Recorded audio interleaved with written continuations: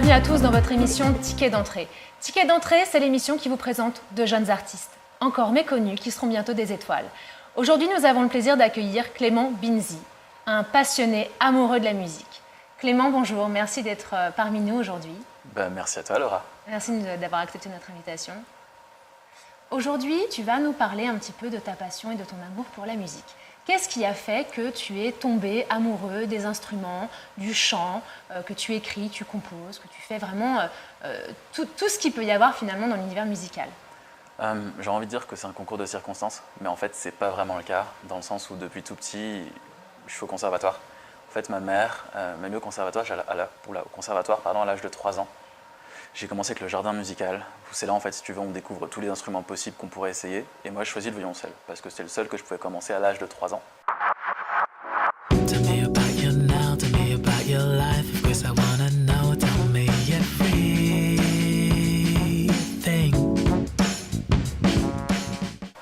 À 3 ans, le violoncelle, mais c'est hyper difficile. Ouais, j'avais un violoncelle 3/4. Je suis même pas sûr que je le dépassais vraiment le violoncelle, mais j'étais caché derrière et tout. Et j'en ai fait pendant 1 an. Puis au final, après ça, je me suis arrêté parce que c'était pas particulièrement l'instrument qui me plaisait. J'ai continué avec la batterie à l'âge de 5 ans. Là, c'est plus sympa la batterie. On s'amuse, on tape, ça fait plus de bruit. Quand on a 5 ans, c'est un peu plus fun. Ouais, pour moi, c'était sympa. Je sais pas pour les gens qui étaient juste à côté de moi si ça leur plaisait, mais moi, je trouvais ça bien cool en tout cas. Mais au final, pareil, je me suis dit que c'était pas exactement l'instrument que je voulais. Moi, ce que je voulais, c'était faire de la guitare. Pourquoi? Je sais pas exactement, mais ça me plaisait plus.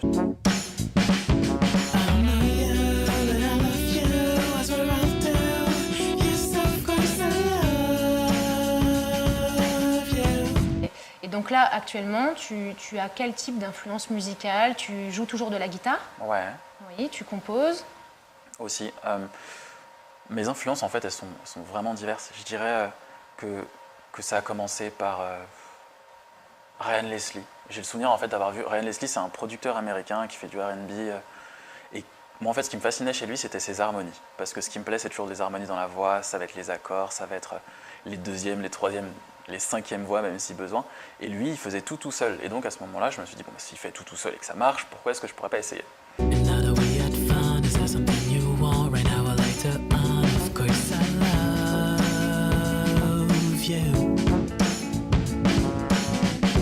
À ça, c'est ajouté Corneille, parce que c'était la première fois où j'avais l'impression de pouvoir chanter ce qu'il chantait aussi, c'était en français. C'était accessible? C'était accessible, les accords me parlaient totalement, c'était à la fois mélancolique sans l'être trop, enfin c'était vraiment des choses qui moi me parlaient. Et ouais, donc après au niveau des influences, ça a donné Stevie Wonder, Etienne Dao. En ce moment, qu'est-ce qui me plaît énormément, ça va être Blood Orange. C'est un compositeur, chanteur, guitariste américain, new-yorkais, qui par exemple a bossé sur l'album de Solange, la sœur de Beyoncé, qui est sorti il n'y a pas longtemps. Oui. Tout ce qu'il fait, en fait, ça me fascine vraiment au niveau des accords. Je les trouve ultra, je dirais pas planant, je dirais plutôt intéressant. C'est-à-dire que la musique, c'est limite un apprentissage. Tu cherches un peu des univers, ça te fait rêver. C'est ça ce que tu cherches à véhiculer à travers la musique, c'est également ça, un peu dégager des énergies, faire vivre des choses aux gens? Je dirais ouais, en fait.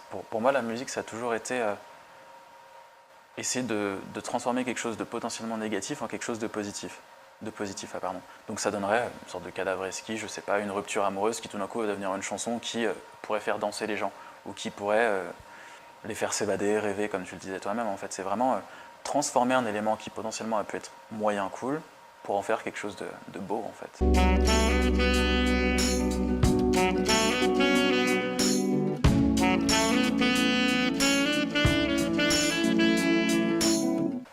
Ça n'existe pas, mais je voudrais que tout le monde soit content, vraiment, que tout se passe bien, que les gens soient heureux. Un message positif. L'idée, c'est... Ah bah ouais, totalement.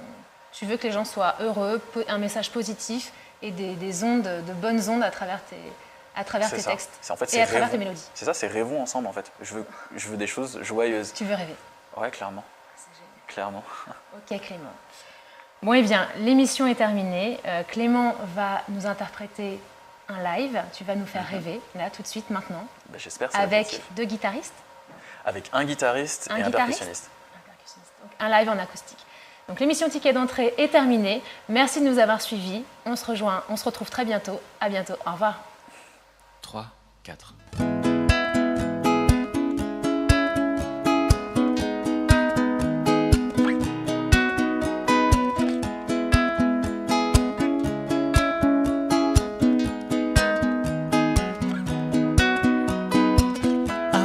it to be fine, I want it to be real, but doesn't mean that how I feel. You make me wanna fly, you wanna feel, you make me wanna try.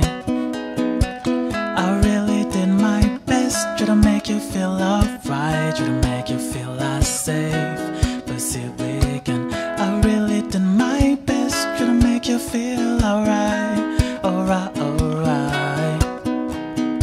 But if this is not enough, I won't try, I won't try, I won't try, 'cause I think it hurts too much. I won't try, I won't try, I won't try, but if this is not enough, I won't try, I won't try, I won't try, 'cause I think it hurts too much. I won't try, I won't try, I won't try. I wanna think about all the good things we live, but now it seems I can't. It's time to heal. I never wanted this, I wanted you. That's why I did all this, only because of you. I never wanted you to do everything I want, only to be happy, enjoy your time in France. And you never wanted me, so unwanted. But if this is not enough, I won't try, I won't try, I won't try, 'cause I think it hurts too much. I won't try, I won't try, I won't try, but if this is not enough, I won't try, I won't try, I won't try, 'cause I think it hurts too much. I won't try, I won't try, I won't try.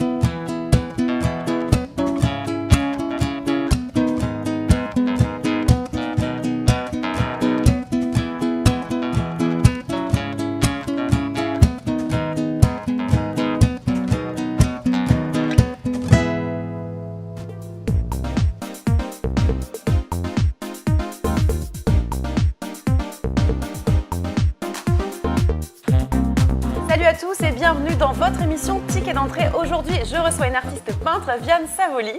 Bonjour Vianne. Bonjour. Comment vas-tu? Très bien, merci. On est heureux en tout cas de t'accueillir ici dans cette émission Ticket d'entrée. Merci. Pour parler de tes peintures. Et d'ailleurs, comment tu définirais tes peintures, ton côté artistique, Mon style, ton style?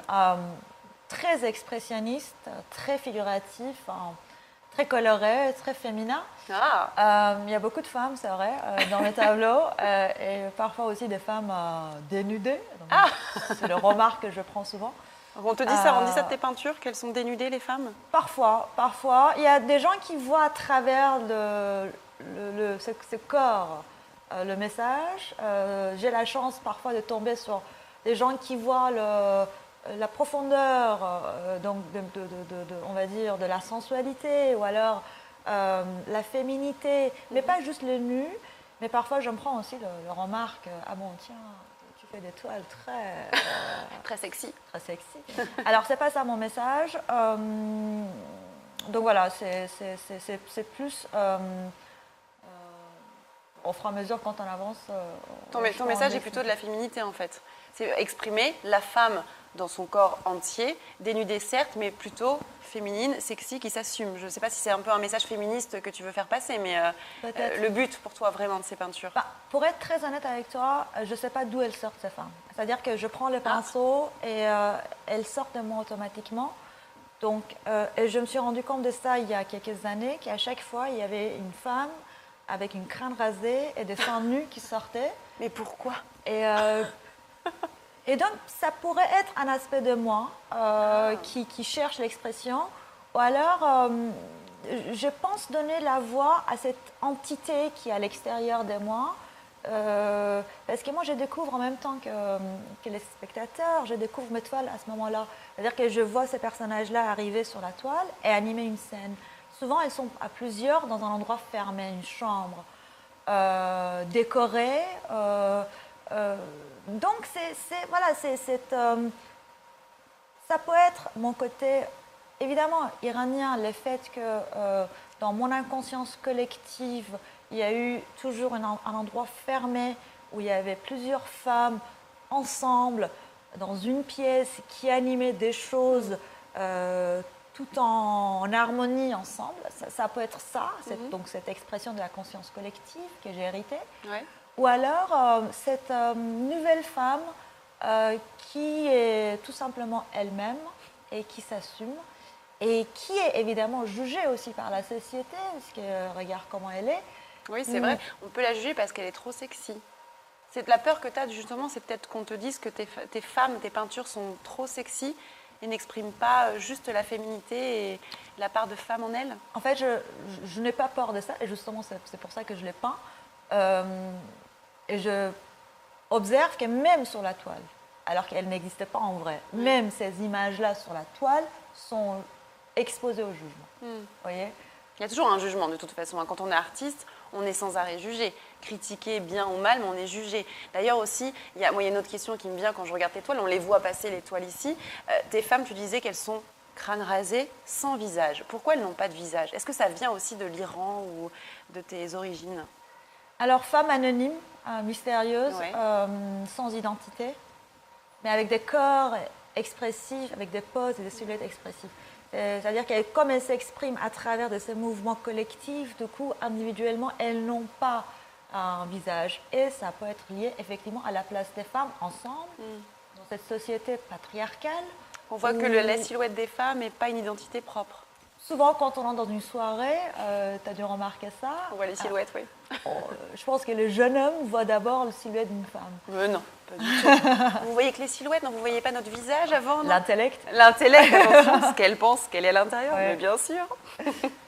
Donc ça, c'était très expérimental dans le sens où, même en créant l'image de ces femmes-là, déjà, je m'expose au jugement, alors qu'elles n'existent pas en vrai. Et il y a peu de gens qui voient l'intellect derrière ces femmes-là. D'ailleurs, tu parles des soirées. Il y a un de tes tableaux, moi, qui m'a marqué. C'est un triptyque où on voit donc plusieurs femmes aussi, toujours sans visage, etc.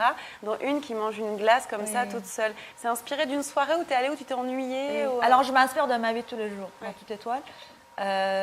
Et par exemple, donc, spécifiquement cette toile-là, ça décrit donc une chambre longue, verte. On peut l'imaginer comme un fin d'un dîner mondain. Et il y a un journal qui est déroulé sur la table et qui dit que des conneries, des conneries, des conneries, des conneries. Les conneries des dîners mondains. Des choses qu'on entend dans une société, n'importe quelle société. Et cette solitude qu'on peut sentir, même quand on est entouré avec des gens de qualité, des choses de qualité, cette vide ou cette solitude que moi je sens personnellement. Toi, tu es dans cette... Pour connaître mieux Vianne Savoli, hormis l'artiste, toi, tu évolues dans un milieu mondain comme ça, qui t'inspire? Ça m'arrive de me retrouver, évidemment. Parfois, c'est pas systématique. Parfois, je tombe sur des gens qui m'inspirent. Mais je te cache pas que souvent, je me sens... Qu'est-ce que je fais là, quoi? Et personne ne le sait. Et personne le sait. Si, je suis à ma place, tout en étant à ma place. Je cherche la profondeur des choses, encore une fois. Et quand je vois que ces dîners-là, ça se parle des sujets tellement banals et superficiels, et tout est tellement dans la banalité des choses, je me rends compte qu'il y a peu de gens avec qui on peut avoir vraiment une vraie discussion. On a une vraie discussion ici. J'espère. Mais j'espère aussi. En tout cas, je te remercie d'avoir été avec nous. Merci à toi. On invite peut-être dire où les personnes peuvent retrouver tes toiles, si tu les vends quelque part. Est-ce que tu as des galeries, etc. Dans mon atelier. Ton atelier. Et puis sur mon site viannesavoli.com. Très bien. On donne rendez-vous aux internautes, allez sur viannesavoli.com. Et vous restez bien avec nous pour de nouvelles émissions sur Ticket d'entrée. Je vous retrouve très bientôt. Merci Vianne.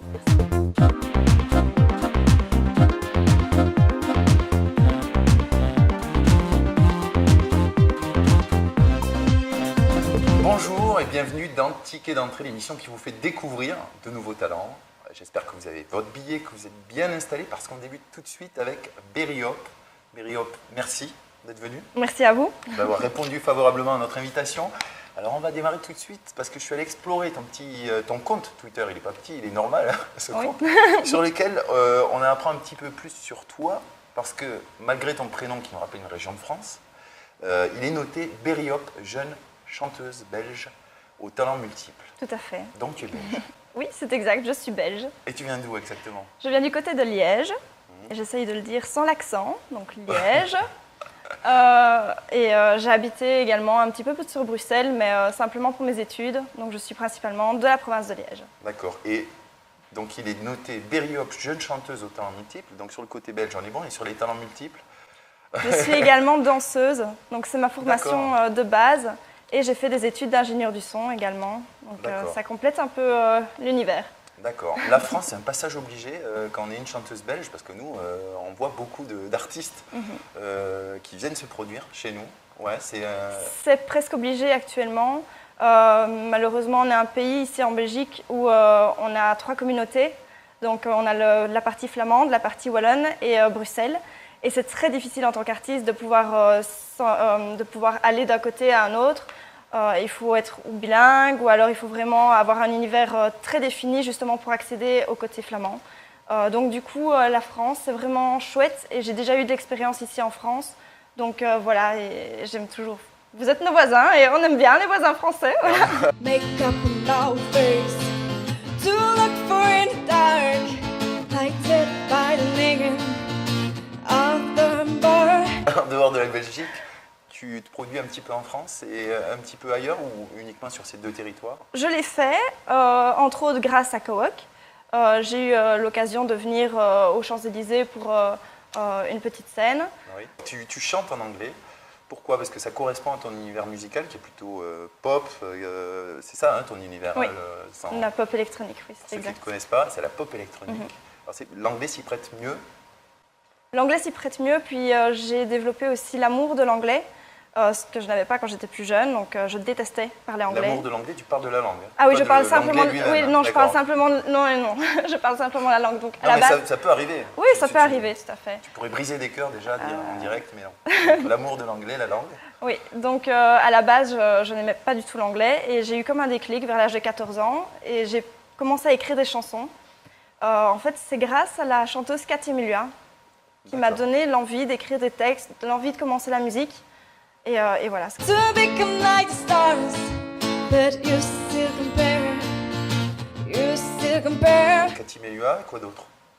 Cathy Melua, ma toute première influence, bon, quand j'étais plus jeune, comme toutes les petites filles, c'était les Spice Girls, c'était Britney Spears. Si on le réécoute, les Spice Girls, il y avait quelques titres qui pouvaient, mais qui n'étaient pas si mal que ça. Et à l'âge de 6 ans, j'ai demandé à mes parents pour Noël. Je voulais absolument... Une Spice Girl? Non, je voulais pas les Spice Girls. Non. Je voulais absolument le CD de Queen. D'accord. Donc je suis T'es devenue... fan de Queen? Pas une fan, mais c'est vraiment, pour moi, c'était vraiment une influence. Les sons, j'avais jamais entendu des sons comme ça. Donc du coup, ça a vraiment été quelque chose de révolutionnaire pour moi, jeune enfant de 6 ans, d'écouter du Queen. You kind of find a camp. Maybe we should become so locked in the system, so locked in that system, and we have heard the voices. Pour finir cet entretien, j'ai envie de te demander quelle est la question que je ne t'ai pas posée et que tu aurais bien aimé que je te pose. Mon nom, d'où vient Berry Hope? Allez, vas-y, je t'en prie. Alors, Berry Hop, c'est ton nom d'artiste? C'est mon nom d'artiste, c'est exact, oui. D'accord. Et donc, il nous vient? Il nous vient, donc je suis partie en Angleterre, à Londres, avec ma sœur en 2012 pour les Jeux Olympiques.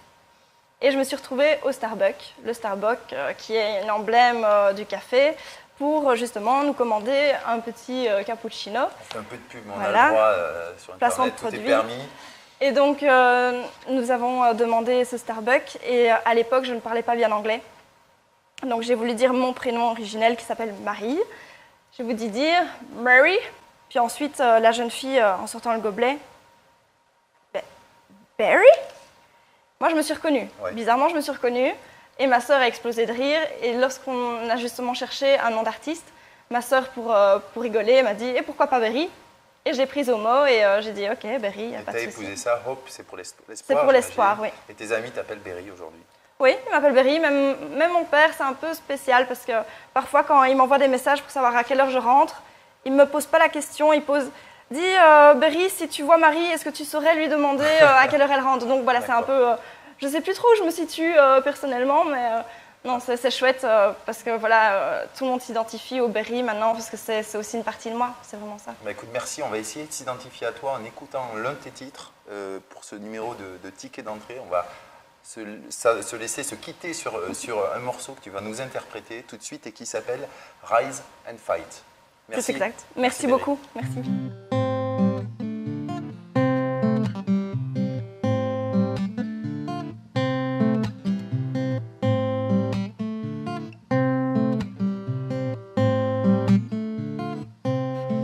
I have been upside down. I have been around the world. I won't stop to fight the way I feel right now. I have seen so many crowds. Then I lost my own mind.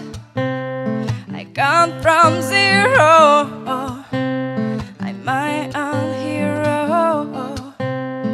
Hot low rat fight, so rose that lies, follow bright side, don't fall, keep bright. Hot low rat fight, so rose that lies, don't fall, keep bright. 'Cause I'll rise and fight.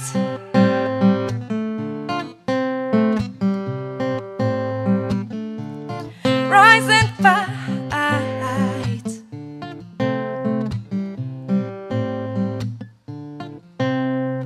I won't give up. I live it up.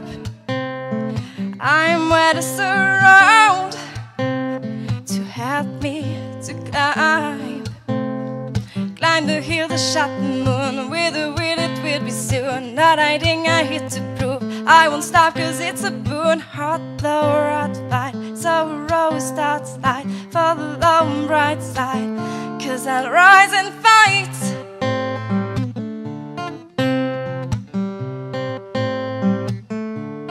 Rise and fight.